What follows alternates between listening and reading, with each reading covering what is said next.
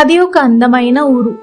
ఎత్తైన చెట్లు, కొండల మధ్య నుంచి సెలయేర్లు, ప్రకృతి అక్కడే పుట్టింది అన్నట్టుగా ఉండే ఒక చక్కటి పల్లెటూరు.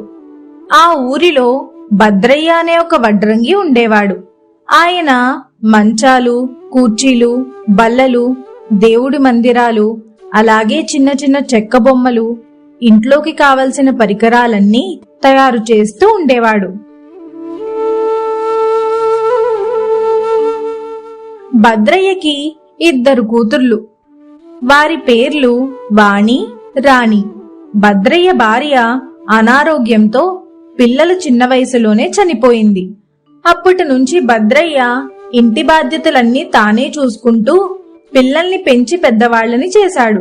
భద్రయ్య పెద్ద కూతురు వాణి రోజు ఇంట్లో పనులన్నీ చేసుకుని తండ్రితో పాటు పనిలోకి వెళ్ళిపోయేది.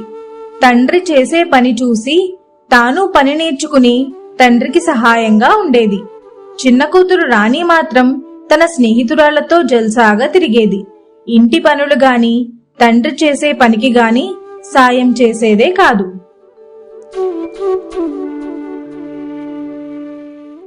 ఒకరోజు భద్రయ్య పనికి వెళ్తూ ఇలా అంటాడు. అమ్మా వాణి, ఈ రోజు నువ్వు రావద్దమ్మా. నేనొక్కడనే వెళ్తాను పనిలోకి. ఎందుకంటే పక్క ఊరు వెళ్ళాలి. ఈ రోజు నువ్వు ఇంటి దగ్గరే ఉండమ్మా. చెల్లి ఒక్కతే ఉంటుందిగా. నాకు రావడానికి కూడా చాలా ఆలస్యం అవుతుంది. నువ్వు ఒక్కడివే ఎలా వెళ్తావు నాన్నా? నేను నీతో పాటే వస్తాను. ఇద్దరము వెళ్ళి పని ముగించుకుని త్వరగా వచ్చేద్దాం. ఒక్కడివే ఎంత పనిని చేస్తావు చెప్పు? నేను సాయంగా ఉన్నాననుకో, త్వరగా చేసేయొచ్చు. అందుకనే ఇద్దరం కలిసి వెళ్దాం నాన్నా. లేదమ్మా, ఈ పని నేను పురమాయించుకున్నది కాదు. పక్కన రుద్రయ్య ఉన్నాడు కదా, ఆయన పురమాయించాడు. తనొక్కడి వల్ల అవ్వదని నన్ను సాయానికి తీసుకుని వెళ్తున్నాడు. నేనొక్కడనే వెళ్లడం లేదు. 2 రోజుల పని ఉంటుందంట. ఇద్దరం కలిసి చేసుకుందాం, 1 రోజులో అయిపోతుందని చెప్పి నన్ను రమ్మన్నాడు. అందుకనే ఇద్దరం కలిసి వెళ్తున్నాం. ఊర్లో పనికైతే నువ్వు వస్తున్నావు కదమ్మా. 1 రోజైనా ఇంటికాడుండి విశ్రాంతి తీసుకో. రేపు వెళ్దాంలే మనిద్దరం కలిసి. సరే నాన్న, అయితే వంట అయిపోయింది. నీకు క్యారేజీ పెట్టేయమంటావా? వద్దమ్మా, అక్కడే భోజనం పెడతారంట. నేను త్వరగా వెళ్ళాలి. మీరు జాగ్రత్తగా ఉండండి. నేను సాయంత్రం త్వరగానే వచ్చేస్తాను. నా గురించి రుద్రయ్య ఎదురు చూస్తూ ఉన్నాడు. వెళ్ళొస్తానమ్మా. వచ్చేటప్పుడు మీకేమైనా తీసుకురమ్మంటారా? చెప్పండి, తీసుకుని వస్తాను. నానా, నువ్వు వచ్చేటప్పుడు నాకు ముఖానికి రాసుకోవడానికి క్రీములు, అలాగే పౌడర్ డబ్బా, సెంటి బాటిలు పట్టుకురా నాన్నా. నా దగ్గర ఇవన్నీ అయిపోయాయి. సరే అమ్మా, తెస్తాను వచ్చేటప్పుడు. మరి నీకేం కావాలో చెప్పమ్మా వాణి. నాకేమీ వద్దు నాన్న, నువ్వు త్వరగా వచ్చే చాలు. అయినా ఇప్పుడు పౌడర్ డబ్బాలు, అత్తరు బాటిళ్లు, ముఖానికి రాసుకునేవన్నీ ఎందుకు? మన దగ్గర డబ్బులు ఉండొద్దు. ఇప్పుడు ఇవన్నీ వద్దని చెప్పు నాన్నకు. డబ్బులు సరిపోవద్దా అన్ని అడుగుతున్నావు నువ్వు? నీకెందుకక్కా? నాన్న నాకు తెస్తానన్నారు కదూ. నీకు కావాలంటే చెప్పు, నాకు వద్దని చెప్తావే. నాకు కావాలి ఇవన్నీ.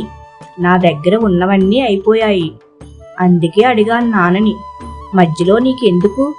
నీకు అక్కర్లేకపోతే మానే. నాకు కావాలి.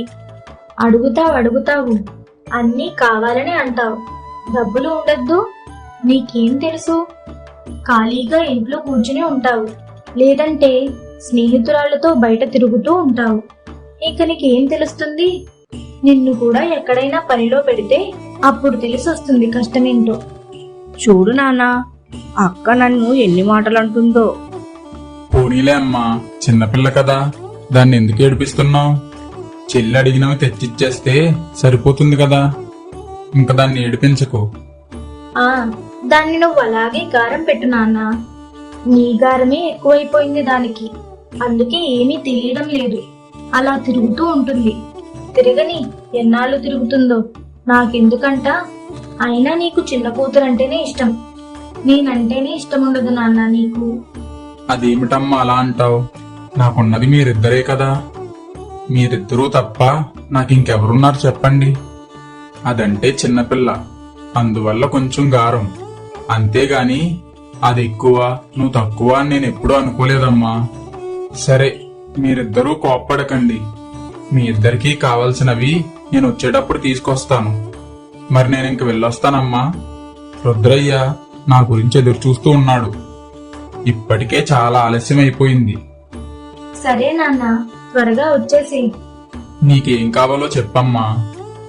నాకేమీ వద్దు గాని నువ్వు సాయంత్రం త్వరగా వచ్చేసి.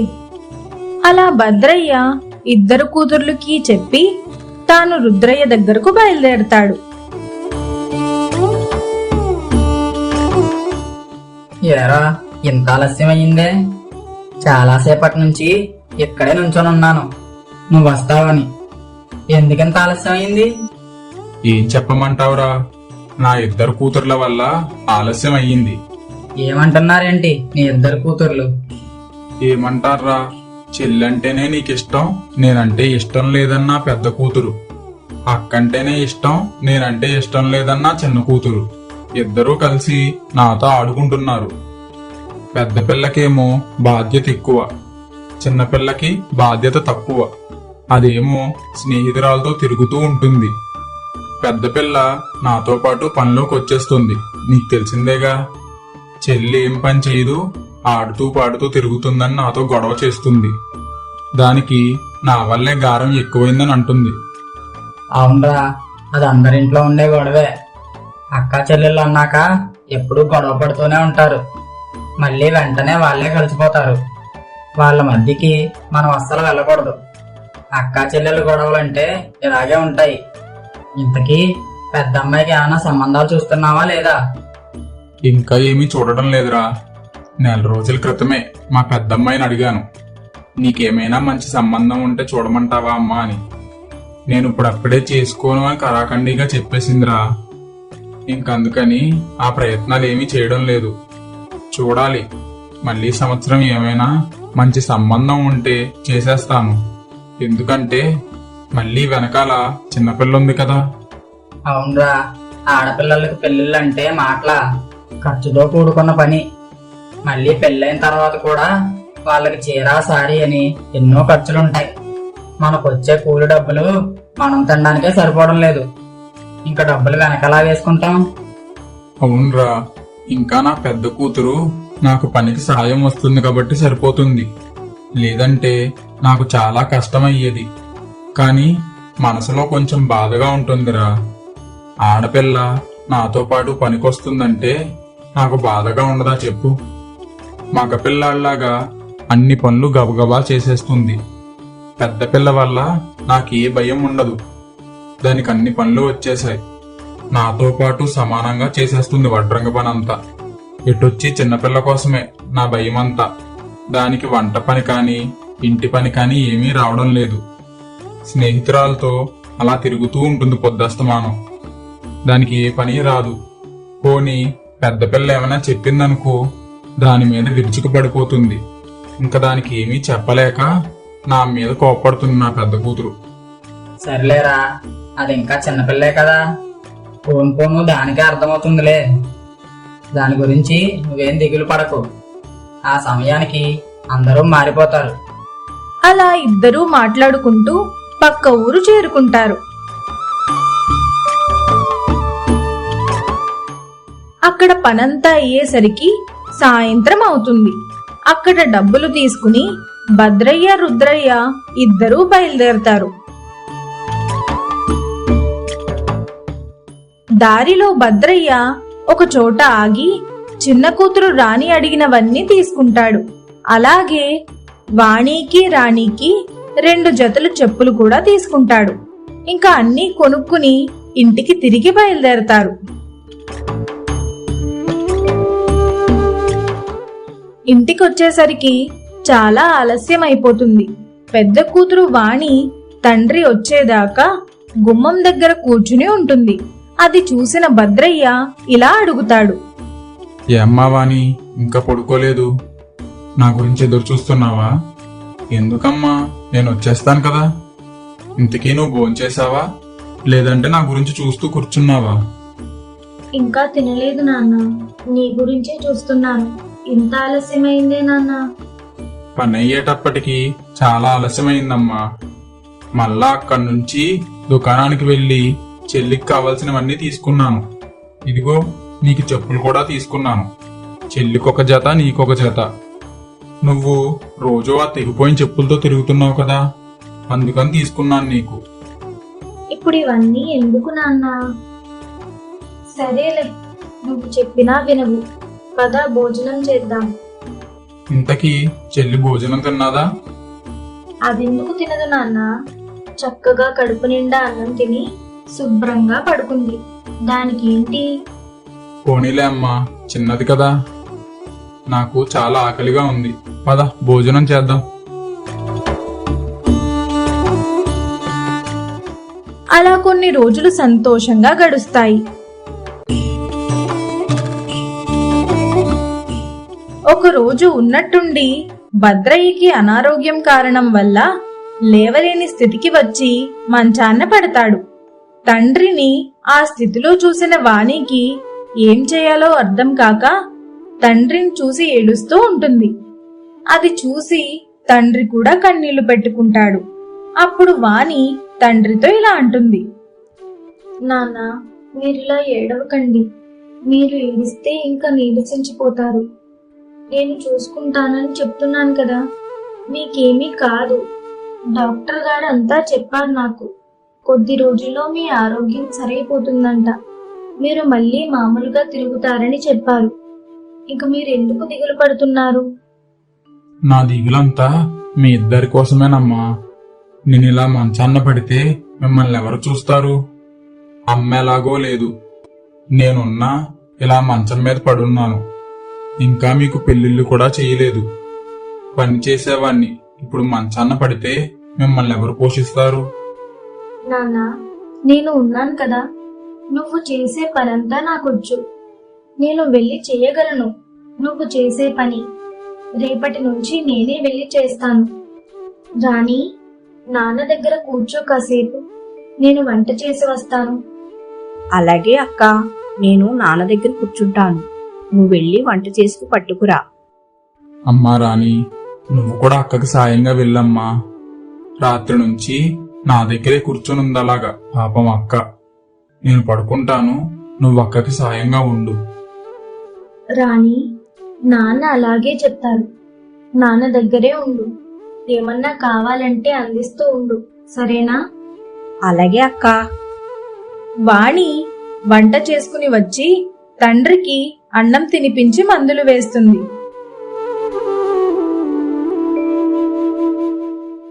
మరుసటి రోజు ఉదయాన్నే లేచి అన్ని పనులు చేసుకుని తండ్రిని జాగ్రత్తగా చూసుకోమని రాణికి చెప్పి తాను పనిలోకి వెళ్ళిపోతుంది.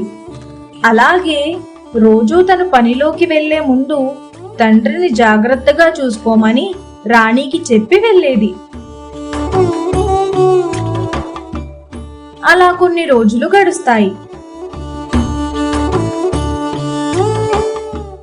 ఒకరోజు వాణి పని ముగించుకుని ఇంటికి వచ్చి చూసేసరికి తండ్రి కింద పడిపోయి ఉంటాడు. అది చూసి ఒక్కసారిగా కంగారు పడి తండ్రి దగ్గరకు పరిగెత్తుకుంటూ వెళ్తుంది. తండ్రిని లేపడానికి ప్రయత్నిస్తుంది. కాని లేపలేకపోవడంతో వాణి రాణిని పిలుస్తుంది. ఎంత పిలిచినా రాణి పలకదు. ఇక రాణి ఇంట్లో లేదని తెలుసుకుని తండ్రిని తానే జాగ్రత్తగా మంచం మీద కూర్చోబెట్టి మంచినీళ్లు తాగించి తండ్రికి కావలసిన మందులన్నీ వేసి తండ్రిని జాగ్రత్తగా మంచం మీద పడుకోబెట్టి రాణిని వెతకడానికి బయటకు వెళ్తుంది. రాణి ఊరు చివర స్నేహితురాళ్లతో కూర్చుని కబుర్లు చెబుతూ ఉంటుంది. అది చూసిన వాణికి చాలా కోపం వస్తుంది. వెంటనే తన చెల్లి దగ్గరకు వెళ్లి చెల్లిని తీసుకుని ఇంటికి వెళ్ళిపోతుంది.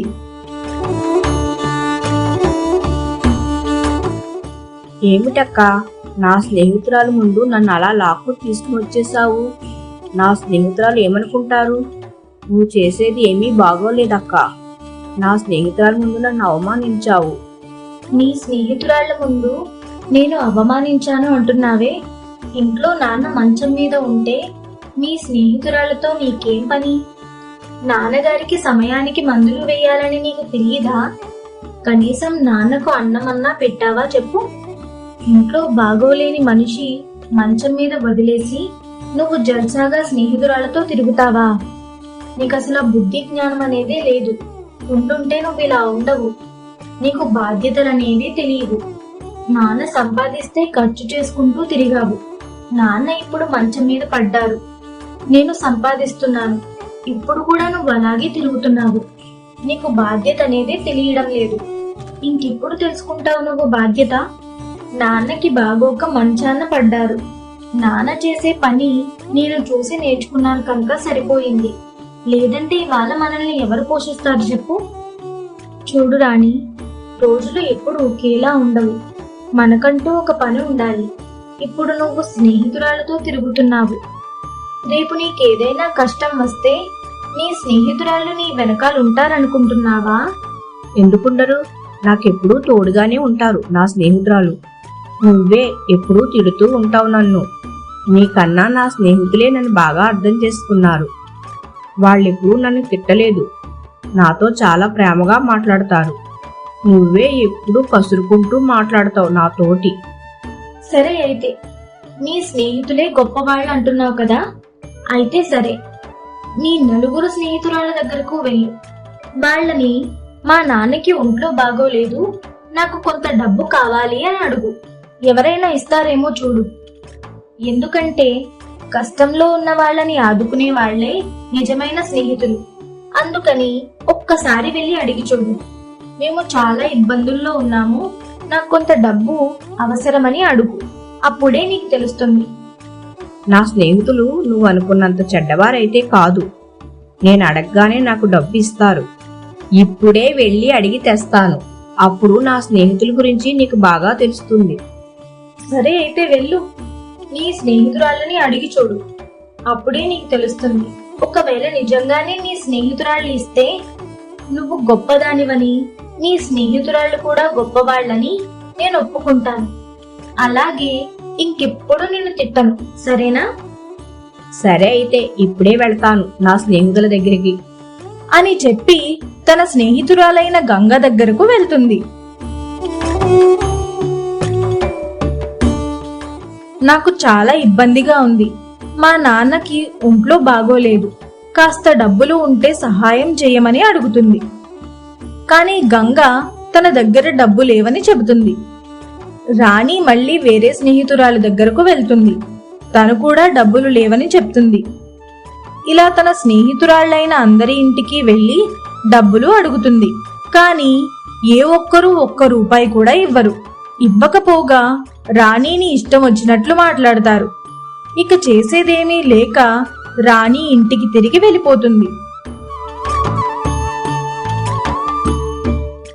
మరుసటి రోజు నుంచి రాణి స్నేహితురాళ్ళందరూ కలిసి రాణితో మాట్లాడడమే మానేస్తారు. ఇక స్నేహితురాళ్ళు ఎవరూ మాట్లాడకపోయేసరికి ఇంట్లోనే మౌనంగా కూర్చుని ఉంటుంది. అది చూసిన వాణి రాణితో ఇలా అంటుంది. రాణి, అలా మౌనంగా కూర్చున్నావేంటి? ఏమైంది చెప్పు. నీ స్నేహితురాలు డబ్బు ఇచ్చారా? ఏమన్నారు? అలా మౌనంగా ఉన్నావంటే ఏదో జరిగే ఉంటుంది. ఏం జరిగింది చెప్పు. అలా వాణి అడిగేసరికి రాణి దుఃఖం ఆపుకోలేక ఏడుస్తూ ఇలా అంటుంది. అక్క, నువ్వు అన్నట్టే ఎవరూ ఒక్క రూపాయి కూడా నాకు ఇవ్వలేదు. ఇవ్వకపోగా నన్ను తిట్టారు కూడాను. ఇప్పుడు అందరూ నాతో మాట్లాడడం కూడా మానేశారు. నేను ఓడిపోయాను, నన్ను క్షమించక్కా. నువ్వు ఓడిపోలేదు రాణి, నువ్వు నిజం తెలుసుకున్నావు. స్నేహితులంటే సంతోషంలోనే కాదు, నువ్వు కష్టాల్లో ఉన్నప్పుడు నీకు తోడుగా ఉంటారు. నీకు ధైర్యం చెప్పి సహాయం చేయడానికి ముందుకు వస్తారు చూడు, వాళ్ళు నిజమైన స్నేహితులు. డబ్బు అడగగానే ఇవ్వకపోగా నీతో మాట్లాడడమే మానేసిన వాళ్ళు నీకు స్నేహితులు అవుతారు. ఇప్పటికైనా నిజం తెలుసుకున్నావా? అలాంటోళ్ళు నీతో మాట్లాడలేదని ఏమీ బాధపడకు, సంతోషపడు. ఈ రోజు నుంచి నువ్వేది చెప్తే అదే చేస్తానక్కా. నీ మాటకు ఎదురు చెప్పను. ఏ పని చెప్పినా చేస్తాను. నా బంగారు తల్లి, ఇప్పటికైనా మారావా? చాలా సంతోషంగా ఉంది. నువ్వు ఏం చేయాలో రేపటి నుంచి నీకు చెప్తాను, సరేనా? అలా వాణి మెల్లమెల్లగా తను చేసే వడ్రంగి పని రాణికి నేర్పిస్తుంది. రాణి మెల్లిగా వడ్రంగి పని అంతా నేర్చుకుంటూ ఉంటుంది. కొన్ని రోజులకి భద్రయ్యకి కూడా ఆరోగ్యం కుదుటపడుతుంది. నాన్న, నాకు రాణికి ఒక ఆలోచన వచ్చింది. ఏంటంటే, చెల్లి వడ్రంగి పని అంతా బాగా చేస్తుంది. అందుకని చెల్లి నేను ఒక నిర్ణయం తీసుకున్నాము. అదేంటంటే, మేమింటి దగ్గర ఉండి మంచాలు, కుర్చీలు, దేవుడు మందిరాలు, అలాగే ఇంట్లో అలంకరించుకునే చిన్న చిన్న చెక్క బొమ్మలు తయారు చేసి ఇక్కడే ఒక చిన్న దుకాణం పెడదామనుకుంటున్నాం. ఇంకా ఇంటింటికి తిరిగి పనిచేసే ఓపిక నీకు లేదు కదా నాన్న. ఇక దుకాణం పెట్టుకుంటే నువ్వు దుకాణంలో కూర్చుని ఉండొచ్చు. మేమిద్దరం తయారు చేస్తాం, నువ్వు మాకు సహాయంగా ఉండు. మనం ముగ్గురం కలిసి చేసుకుంటే చాలా బాగుంటుంది నాన్న. నువ్వేమంటావు? మరి మన దగ్గర అంత డబ్బు లేదు కదమ్మా. మొన్నటిదాకా నా ఆరోగ్యం బాగోలేదు. నాకే బోలెడు డబ్బులు ఖర్చు అయిపోయాయి. మళ్ళీ ఇప్పుడు దుకాణం పెట్టుకోవడానికి డబ్బులుండాలి కదా. దాని గురించి ఆలోచిస్తున్నాను. నానా, మన దగ్గర డబ్బులు ఉండకపోయినా పర్వాలేదు. చేతిలో పనుంది. మన దగ్గర చిన్న చిన్న చెక్క ముక్కలు ఉన్నాయి కదా, వాటితోనే చిన్న చిన్న బొమ్మలు తయారు చేద్దాం. వాటిని ఇంటి గుమ్మం ముందు పెట్టి అమ్ముదాం. అలా వచ్చిన డబ్బుతో కలప కొనుక్కుని అప్పుడు మంచాలవి తయారు చేయొచ్చు నానా. రాణి బాగానే చెప్పింది నాన్న. అయినా నేను కొంత డబ్బు దాచాను. ఆ డబ్బులతో ముందు కలప కొందాం. మన ఊరిలో కృష్ణమూర్తి గారు ఉన్నారు కదా, వాళ్ళ అబ్బాయి పెంకిటిల్లు ఇప్పేసి డాబా కట్టుకుంటున్నాడంట. ఆ పెంకిటిల్లులో కలప కొందామని అనుకుంటున్నాను. మొన్న కృష్ణమూర్తి గారితో చెప్పాను, మీ ఇల్లు ఇప్పేస్తున్నారు కదండి, మీ ఇంటి కలప నాకు అమ్మండి అని అడిగాను. కృష్ణమూర్తి గారు సరే అని కూడా చెప్పారు. దాన్నే కొందామనుకుంటున్నాను. ఆ వచ్చిన కలపతో మనం పని మొదలు పెడదాం. చెల్లి అన్నట్టు అందాక చిన్న చిన్న చెక్కలు ఉన్నాయి కదా ఇంట్లో, వాటితో చిన్న బొమ్మలు తయారు చేసి అమ్ముకుందాం.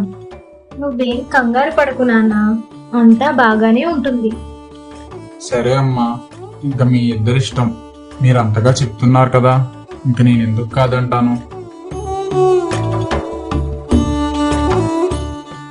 అలా ఇద్దరూ కలిసి పని ప్రారంభిస్తారు.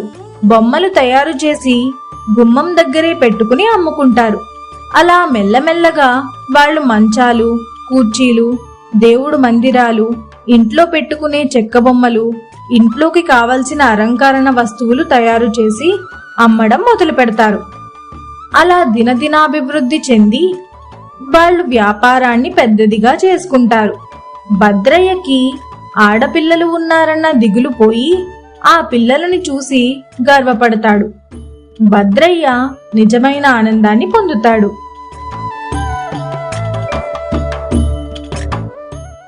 జీవితంలో డబ్బు, ఆస్తులు ఎప్పటికీ శాశ్వతం కావు. కానీ మన చేతిలో ఉన్న పని, మనసులో ఉన్న బాధ్యత, కుటుంబంపై ఉన్న ప్రేమ ఎప్పటికీ మనకు తోడుగా ఉంటాయి. కష్టాలు వచ్చినప్పుడు మన నిజమైన బలం బయటపడుతుంది. కష్టపడి నేర్చుకున్న నైపుణ్యం ఎప్పటికీ మనల్ని ఓడిపోనివ్వదు. బాధ్యతతో ముందుకు నడిచే మనిషికి ఏ పరిస్థితిలోనైనా విజయం దక్కుతుంది. మా వీడియో గనుక మీకు నచ్చినట్లయితే లైక్ చేయండి, షేర్ చేయండి, కామెంట్ చేయండి. మరిన్ని మంచి కథల కోసం మా ఛానల్ని సబ్స్క్రైబ్ చేసుకోండి.